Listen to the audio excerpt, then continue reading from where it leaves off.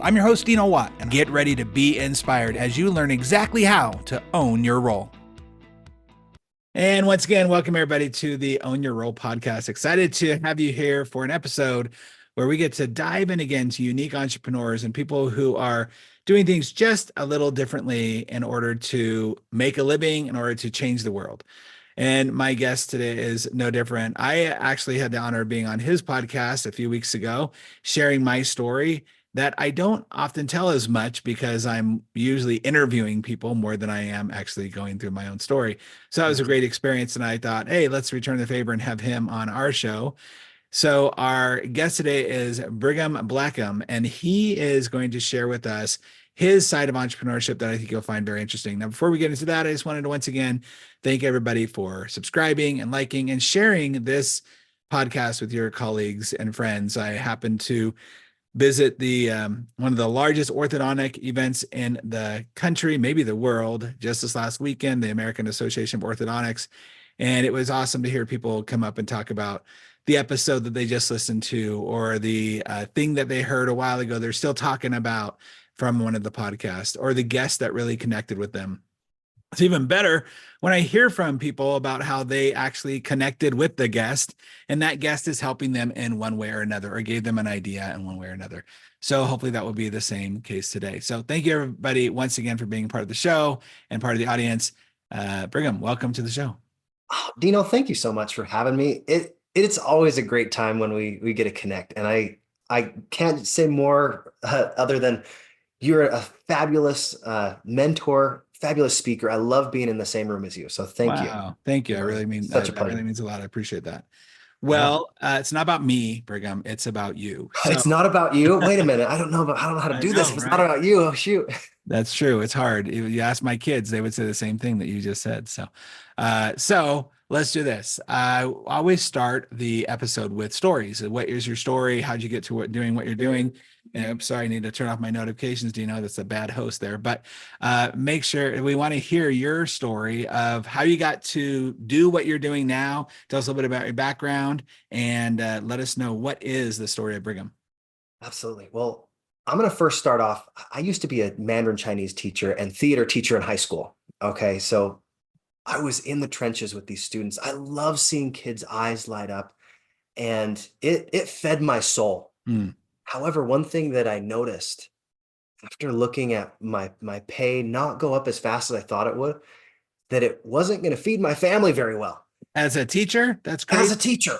And I was like, well, there are people out there in this world that are making money on stage, because I love being on stage. I love performing. I've been a professional actor in multiple shows, and I love teaching. It's like, is there even a way that you can get on stage, you can share your story, you can provide value and get paid to do it? And that's actually one of the reasons why we got connected, because I'm hungry to figure out how we can take experiences, stories, compress them into something that's valuable, that solves actual problems that people have, and package it in a way that's entertaining and fun and something that's applicable. So that's one of the reasons why I'm an entrepreneur. One of the first starts that I got to doing that was in the space of short-term rentals. So I have a handful of short-term rentals now. I got started in 2019 in September.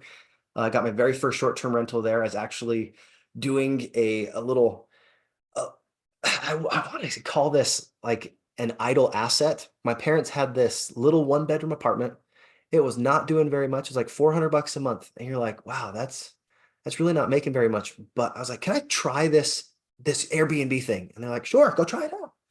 And I discovered I was pretty good at it. I like creating stories. I like connecting with people. And it's the only way in real estate that I've been able to tell a story all the way through. There's a customer journey just like you would in any other business. And there's ways that you can connect with people that's very human. And people are living their life in real time all the time.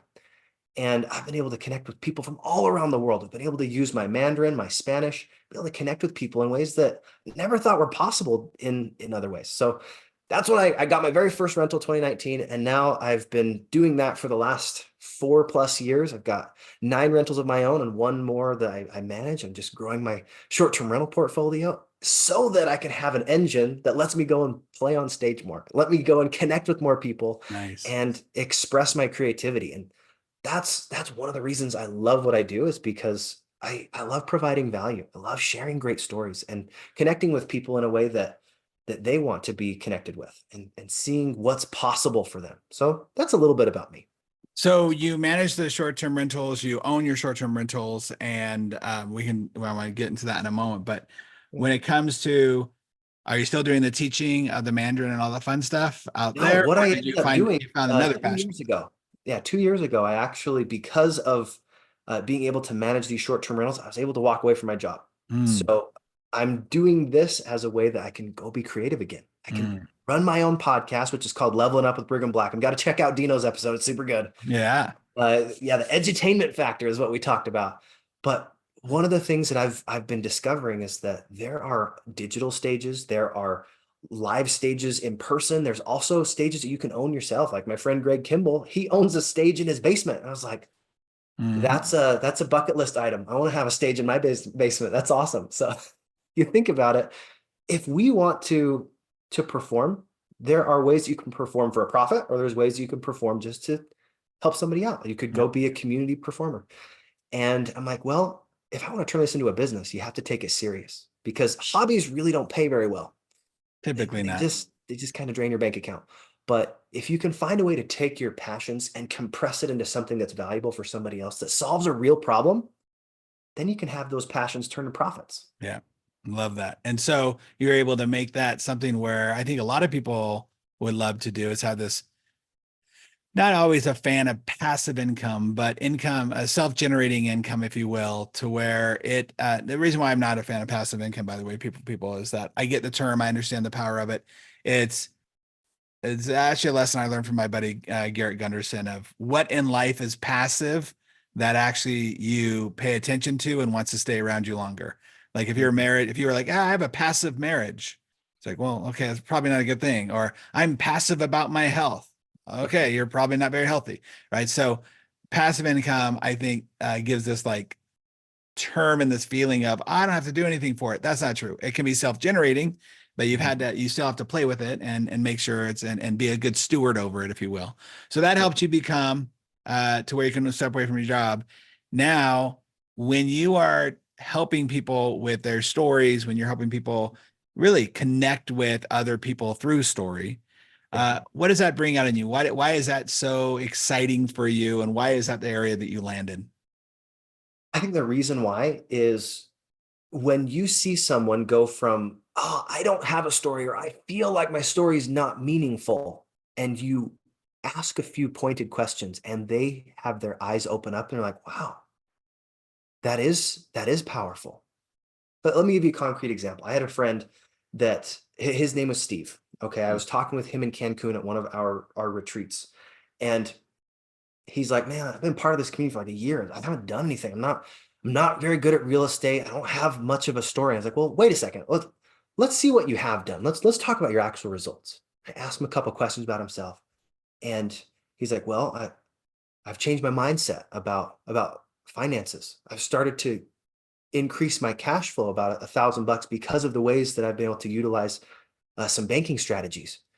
And he actually was in a very much so more secure place because of the education that he'd been taking. And I regurgitated that to him and I said, what if you shared your story like this? I came down to this community. I was a mess. I didn't understand where I was financially. I was frustrated. I was confused. And when I came through the classes, I was able to get clarity. And that clarity made it so I was able to grip back about an extra $1,000 of cash flow a month.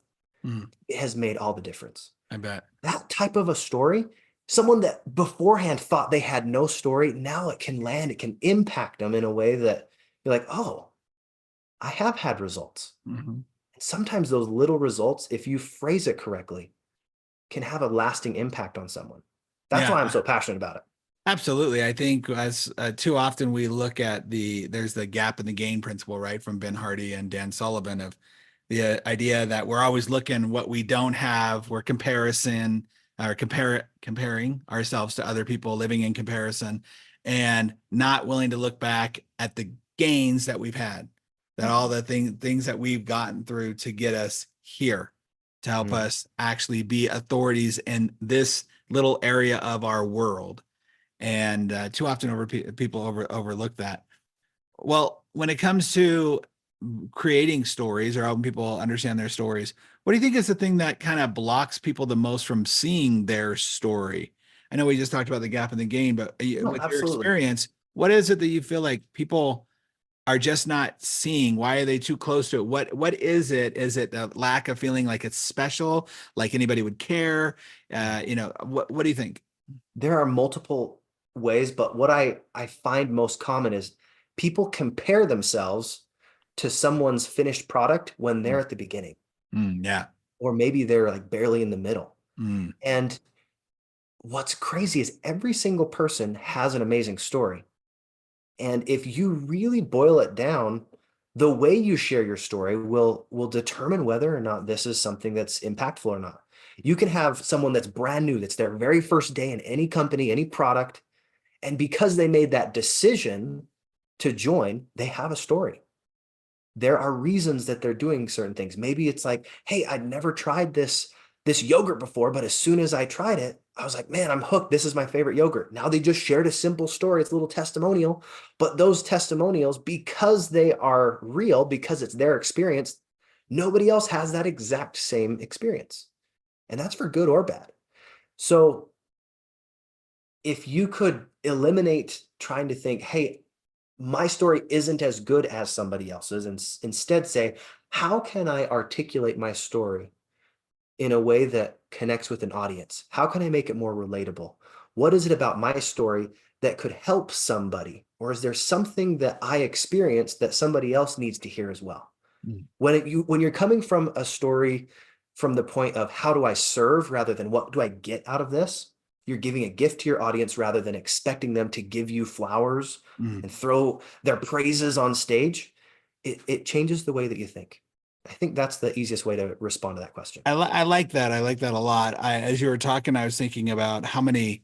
Now, this podcast is heavily listened to by doctors, orthodontists, private practice owners, amongst others. But one of the things that I talk about quite a bit is this idea of truly understanding your story and telling your story in different aspects of the business. So I'll start with the doctors first. I'll often go and just for fun, I'll go and I'll look at a website, and usually the website has a little bit of an about me, right? And the about me typically is a list of their accolades and where they went to school and this stuff. And then the very, very end has a blurb of on their off time, they love to spend time with their family and going fishing and, whatever, doing Klondikes with Boy Scouts, whatever. Like, it's like, really, that's not your story. That doesn't tell me anything about you. And it's a waste of space. Like, people literally paid a amount of money for that extra part on their website for that page for nothing. So why would you not tell your story? One of my favorite examples of that, I have a doctor up in Northern California who had redone his entire website. And part of the redo was this story of how he and his wife met in dental school. And it was called Love Amongst the sulfur fumes or something like that. Like, they titled it. And it was their story of both of them telling their side of the story of how they met and who said what and whatever. But it was my favorite part of the whole website, because I was like, man, this is what is going to connect people with you. And I think a lot of times people don't think their story matters as much as it actually does. I had a doctor also, oddly enough, in Northern California, who I remember walking in her office, and she has a picture of, I don't know if you're old enough to remember, but back in the day, back in my day, they used to have water ski shows, and they would have women typically who would get in a pyramid on water skis and ski around. So she had a picture of that. And I was like, that's interesting. Why is that there? And she goes, oh, that's me on the top. And it was like a little cutout newspaper type thing. And I went, how is that not all over your website? Like, how do you not have those? Here's about Dr. So-and-so. She used to do this. That stuff makes people go, oh, that's interesting. When people are interesting, people want to find out more about them. And so I just think that stories make you more interesting. And You mentioned something though that I think is interesting. What about the stories that we have in our head that stop us from doing stuff, stop us from relationships, the stories that we have that stop us from being successful? Why I can't, right? Sure, Brigham's on here saying you can have short-term rentals or you can tell your story. Well, what's the stories that stop us? How often do you see the stories that are created, because it's all a story, Oh yeah, that's all story. that stops us from actually going out and getting what we want? So what's interesting about this question is it's almost always in the language we choose to tell the story. It's not the story itself. So how you articulate your story is going to be defeatist or it's going to be victorious. Are you the hero or are you someone that is like a side character and you can't catch a break? And when you recognize that your customer, if we're talking about as a business owner, your customer is the hero of this journey, the only thing they ever really need to know about you is how you are going to help them. Are you someone that they can know, like, and trust? Are you going to do what you say you're going to do? Are you going to be able to actually deliver on what you promise? And if you can come down and boil your story down to something that will connect with them, let them know, hey, you know what? I'm a normal person. I'm not perfect. I'm not infallible. We all make mistakes. We all have diverse backgrounds, and it's okay to show a little vulnerability. Like, one of the things that I've noticed with very high level professionals when they start getting into a new space like real estate is they come with this wall. In the language world, we call it the effective filter. It's something that inhibits you from progressing if you're not willing to be open. And because they're a professional here, they're not willing to be a beginner. And if you're not willing to be a beginner at the beginning, you treat yourself as an intermediate level or an advanced expert when you're brand new at something, then you're not actually taking the stepping stones. It's starting at the end rather than at the beginning or even in the middle. So to bring that back, when you're sharing your story, it comes down to what is the most important parts? What are the points? Because there's a story, point, and a solution. If you're sharing a story and there's not a point to the story, why are you sharing the story? Right. If it doesn't solve a problem, then that's when you hear someone share a story like, oh, that was a really funny anecdote, but there was no point to it. And then they apologize. How many of you have ever had that experience, right? Well, You share a story and then you're like, oh, sorry. I will say I wish some people would apologize once they recognize they didn't do it. I was at an event recently where I saw a speaker who, due to the popularity of their account on Instagram, and something, I don't want to call them out, so something specific that happened to them in their life, they're speaking on massive stages in the world. So I'm like, cool, I'm excited to see. I love seeing great speakers. I love seeing people. I love seeing not great speakers because I produce them in my head of what I want to do with it, right? But I love seeing speakers. I love people taking that risk of getting out there on the tightrope by themselves on a stage and exposing themselves. And this person would do the oddest just asides about a funny tidbit or a funny joke that happened to him, something somebody said that was ridiculous or out of place, and then go back to the story or the training that I was so lost. I was like, wait, did that happen? I feel like I was inside of his brain, and it's like, we're going to have a squirrel moment here. Everybody come with me. I'm going to be distracted here, over here, talk about this thing. And then I'll come back and go like, haha. But you could tell also he meant to do that. Like, he thought it was a good place to throw in this tidbit that had nothing to do with it. So confusing. So yeah. I wish that he would have said that and done that. I mean, there are points where you can absolutely use pattern interrupts, right? Absolutely. Pattern interrupts are huge. Like, I've got a question for you. I was talking to your brother earlier today. My brother. Your brother. Okay. Absolutely. I reached out and I was like, all right, so tell me something I need to know about Dino. And he doesn't know nothing.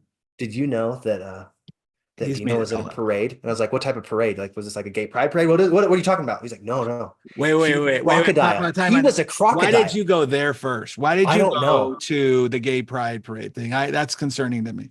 No, he's like, it was a crocodile. And I was like, wait, like Peter Pan type of crocodile? I was like, yeah, Disney. So I was like, how did you book that gig? That sounds awesome.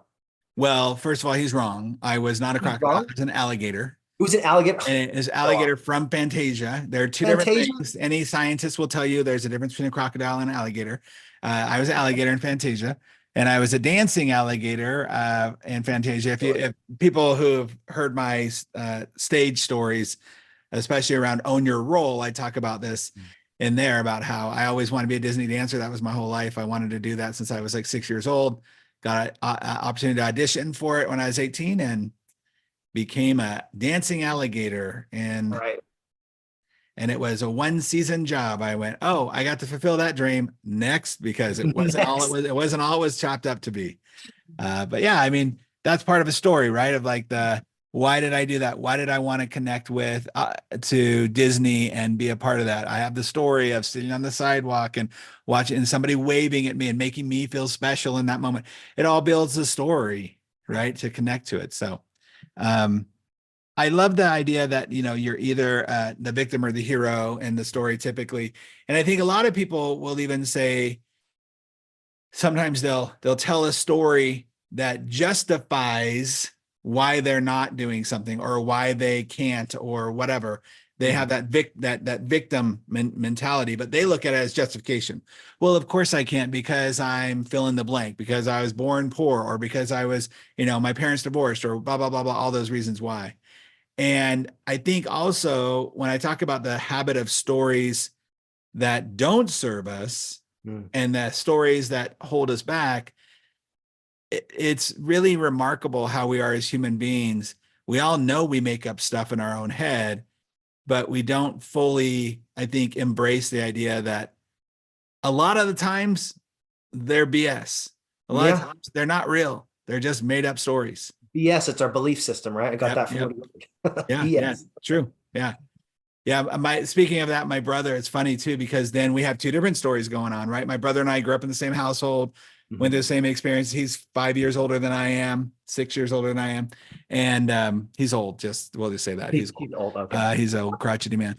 And he was at one of my seminars once, and I was telling the story of when my mom told us they were going to get a divorce. And I associate it with ice cream because we were eating ice cream at the time. He comes to me at the break and he's like, wow, that's interesting. He goes, that is not how I remember that going down. And my other brother and he had been pulled aside earlier, talked to by my mom and dad before they told the two youngest. And I was like, what are you talking about? And that happens so often where people will live in the same household, experience the same thing, and it'd be completely an opposite reality to them. So yeah, it's interesting how stories can shape us. Where do you see, and when it comes to business, right?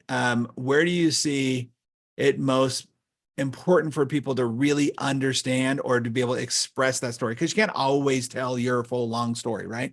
But where do you find it most important for people to be able to say, hey, let me tell you this story about this thing? Are there certain situations where you feel they're best to pull out or serve people better? I would say I first heard this from Steve Larson, but anytime you're doing any type of event, anytime you're doing any type of sales presentation, there is a small portion for your story, but you don't start with your story. You almost always will start with external objections, internal objections, and vehicle objections. What are the things that people actually want solved? And then after you've given them value, after you've helped them see that what you have to share is helpful, then you can get into your origin story. And then there's a human connection. And they're like, I could probably go solve this in other places, but I really like that person. I connect with them. I resonate with them. And then when you're sharing other people's stories as well, all that people ever really need to know about you is what your product and service has done for others. Right. Testimonials. Like if you've ever gone through any type of ClickFunnels, I would say almost everybody has at some point, even if you didn't know it. Right. You scroll down 2 or 3 little pages worth, and then you'll find those testimonials. What are other people saying about you? Right. Like when you look on my 500 plus reviews on Airbnb, you're like, what are they actually saying about the experience? And if they are the majority positive, then you're like, oh, you're creating third-party testimonials. And those testimonials, they are a short, compact little story. And it's just one more kind of coin in the emotional bank account to say, yes, I can trust that person. Right. They show a little bit more credibility. And that's where those stories are most valuable. I don't think at the very beginning, but I do think close to the middle of any type of sales presentation, any type of webinar, so they can understand who you are. And stories being, your story is great. Like having your own story, awesome. Yeah. Being able to tell other people's stories and how it actually relates to you or the situation going on, cool. I love situations like Mike Rowe is somebody that I really enjoy listening to his books, who are always about someone else's story, and he does it in the style of the rest of the story idea. I want to say Art Linkletter, but it's not Art Linkletter. It is, tell me who the rest is. Oh, I know who you're talking about. And now the rest of the story. And now the Walter, rest is, no. people are listening to this going, screaming it out loud right now. Like, oh, I know who that is. But they know who it is. A great book too, by the way, his life story. If you haven't read his life story, that's why it's bugging me that I can't even think of his name or who it is. It's going to drive me nuts. So yeah, so we'll continue on with the podcast and see if somebody texts in and says, who is that? Harvey.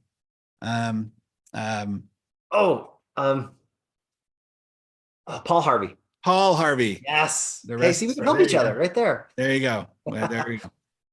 So when it comes to the rest of the story, when are you sharing too much? Like, when does it get to the point to where you're like, yeah, I feel like we're voyeuristic in this story right now. We should not be here. I think you start to share too much. There's multiple times when that could happen, but anytime you start to verbally vomit on someone, you feel this because the emotions in the audience, you can almost see people like shut down. Right. It's crazy when you go a little bit too far in any type of detail. It's almost like the energy in the room like gets turned down, the lights get turned down, and you're like, oh, I went too far there. Whenever that happens, because it will happen if you're telling a story at times, it needs to come back to what is it that is in it for them, the Whiffam principle. If they can't see a clear connection of why you're sharing that story with them, they're going to disconnect. They're going to get out their phone. They'll be like, well, when's that next speaker getting on? Because I don't want to listen to this guy anymore. Right. It's too uncomfortable, right? It's like it's uncomfortable. You can feel that uncomfortableness. You can feel that.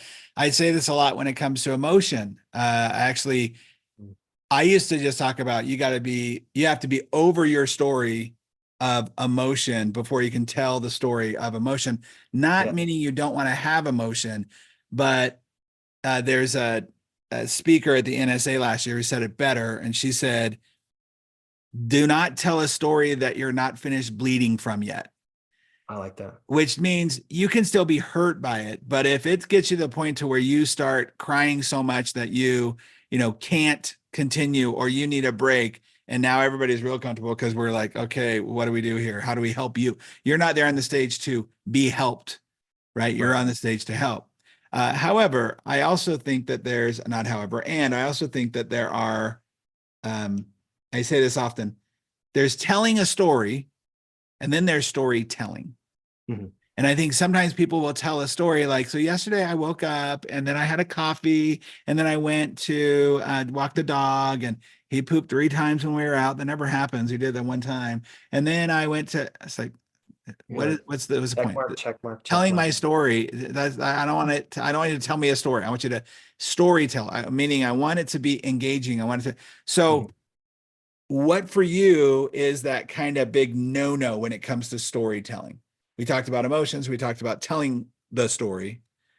Yeah. So the no, you're talking about just like, don't do this in a story. It's like relating a story rather than reliving a story. Yes. So a no, I would say in other words, if there's a story that is a wound rather than a scar, it's kind of coming back to, is it still bleeding? Yep. There are some stories that because they're either too sacred, they're too close to you, you're not done healing.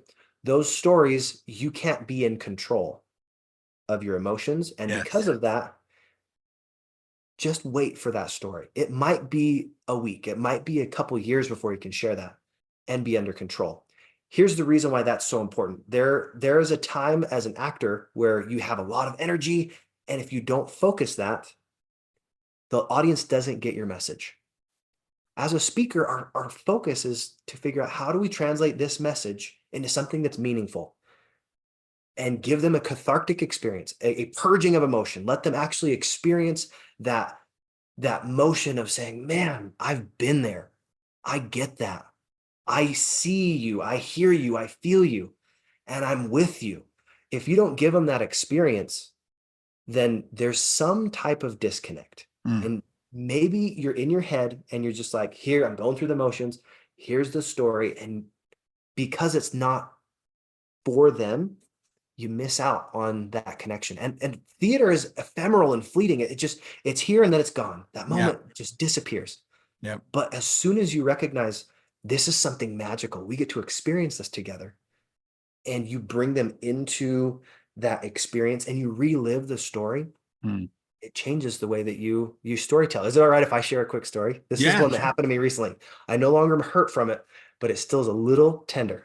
So it's like, it's got like a scar, but it's like a little tiny bruise still. So here we go. So about 2.5 weeks ago, I was driving home from Denver. It's a little past 10 o'clock at night, right? I want you to imagine this, right? Imagine there's fog and I'm driving like 80 miles an hour and I'm really tired, but I have like 3 hours left to get home. I was like, all right, I'm just going to make good time getting off on the exit. And have you ever been behind a semi truck that has like a big chunk of ice that like piles up? Oh, sure. Yeah. Anyway, I didn't notice that piece of ice had fallen off a truck and it was in the middle of the road. And when I got off on this exit to go to Grand Junction where I live now, I clipped this little piece of ice. It was like a dark brown piece of ice and it slashed my tires. And I had to pull over to the side really, really quickly because there's cars going 80 miles an hour, super cold. And it was at that moment that I realized I did not plan for this. I did not have a jacket and I needed to now swap out a tire with cars zipping by every 30 seconds or so at 80 miles an hour, just off an on-ramp. And I was like, all right, I'm gonna be okay. Let the farm words out. And then I was like, all right, I need to repent of that, but let the farm words out. And I had this little headlamp on.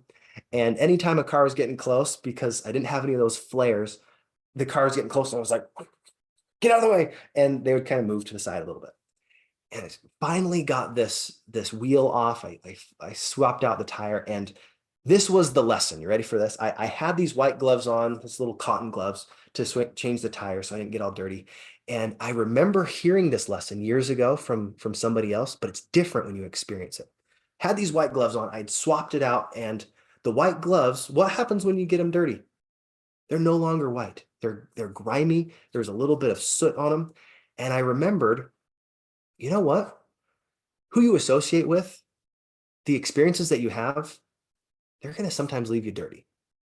And if you're associating with people that make you better, make you want to be better, do better, have more, have higher thoughts, then a lot of times you don't get those dirty hands. But when you have really grimy, hard experiences, sometimes you want to share those with others so they don't have to, right? If I would have had my eyes a little bit more open, I might have been able to just barely dodge that ice.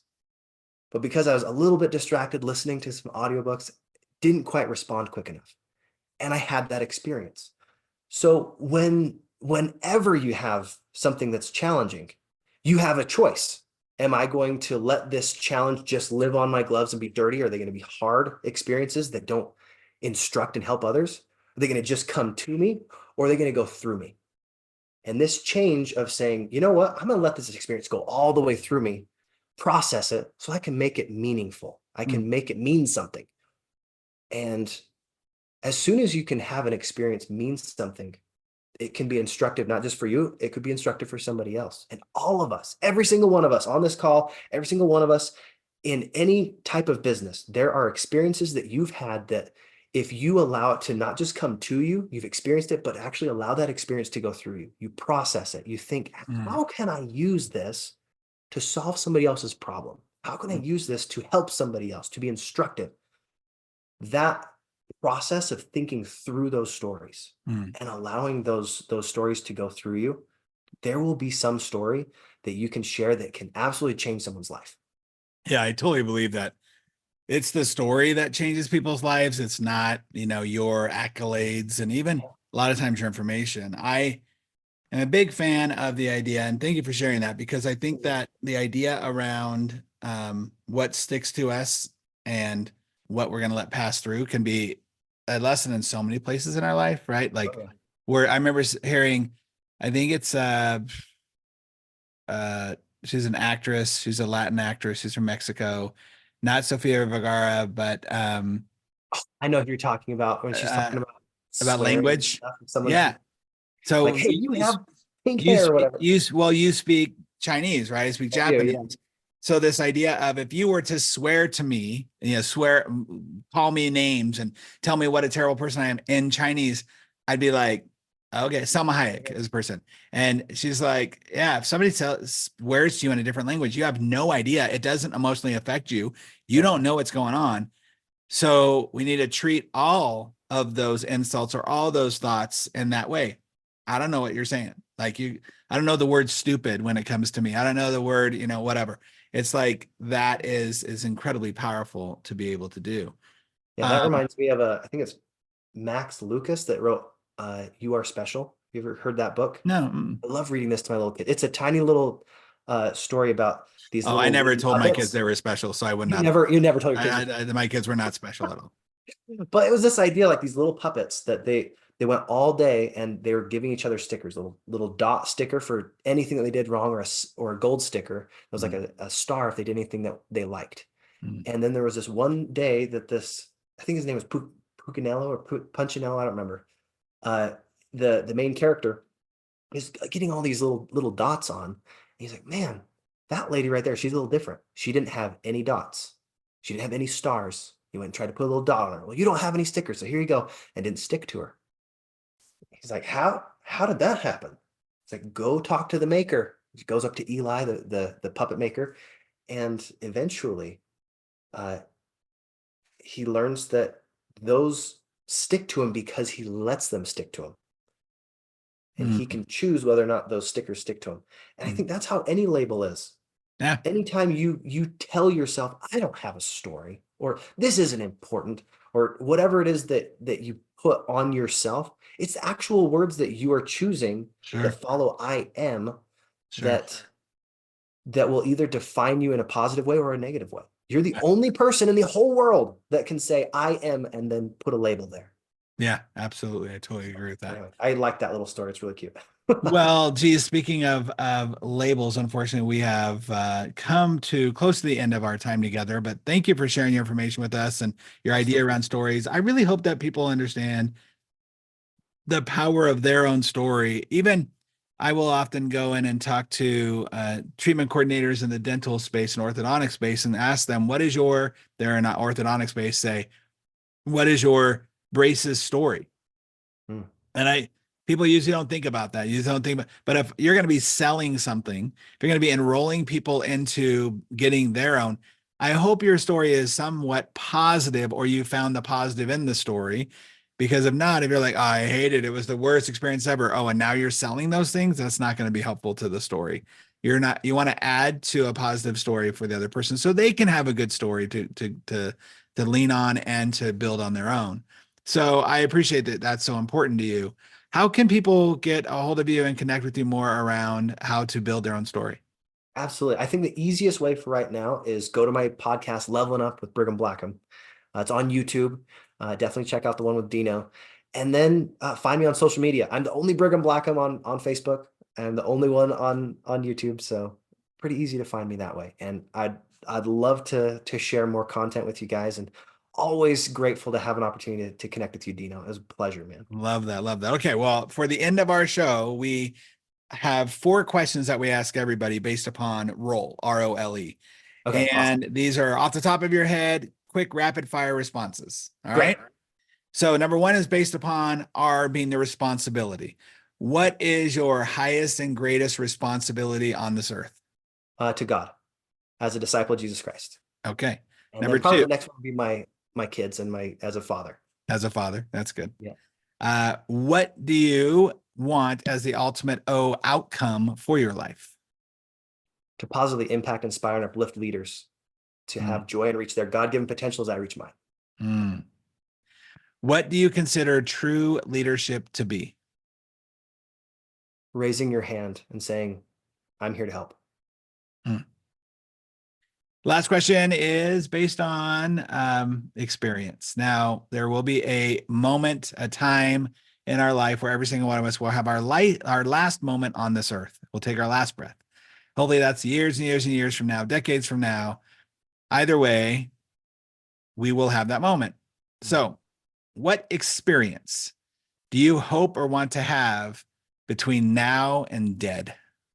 What experience? I want to be a missionary multiple times for my church out, and I want to speak Spanish and Mandarin on my mission. I can't choose that yet, but I'm going to be prepared for when that happens. Where in the world do they speak Spanish and Mandarin in the same country? Utah. I was going to Yeah, that's pretty much it. No, it doesn't have to be in the same country, but that idea that I've spent this time to learn those languages, I want to give back to the people that I love so much. That's awesome. Very cool. Well, Brigham, thank you so much for being a part of the On Your Roll podcast and sharing your story about stories with us. I know that I was edified with the time that we got to spend together. I'm certain other people were too. Thank you very much. And everybody, please check out Brigham on his website and on YouTube and on his Instagram, and check out his show and reach out if you need help in building your story. We'll see you next time, everybody. Thank you so much, Dino.